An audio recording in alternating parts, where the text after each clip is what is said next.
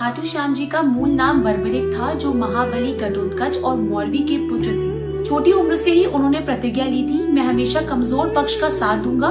और उनके पास 3 दिव्य बाण थे, जिनसे वे महाभारत का युद्ध एक क्षण में समाप्त कर सकते थे।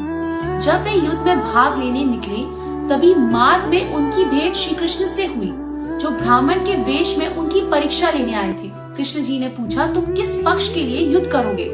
बर्बरिक ने कहा, मैं तो हमेशा उसी का साथ दूंगा जो कमजोर होगा। कृष्ण समझ गए कि अगर बर्बरिक युद्ध में उतरे तो युद्ध का संतुलन बदलता रहेगा और परिणाम कभी तय नहीं हो पाएगा। तो कृष्ण ने बर्बरिक से दान मांगा और दान था उनका शीश।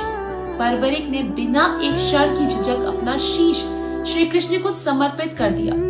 इसी कारण से वे कहलाए शीश के दानी श्याम।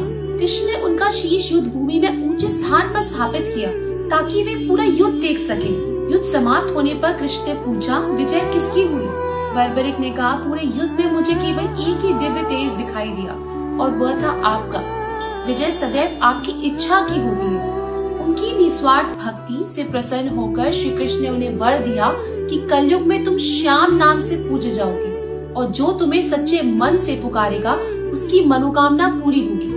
बर्बरिक का शीश भले ही शरीर से अलग था, पर सबसे ऊंचे स्थान पर था, क्योंकि उनकी दृष्टि सबसे निर्मल थी।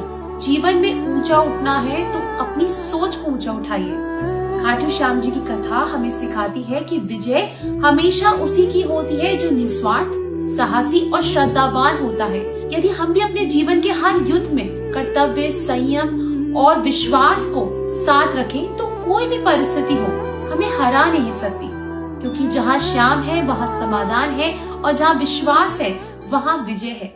जय श्री श्याम।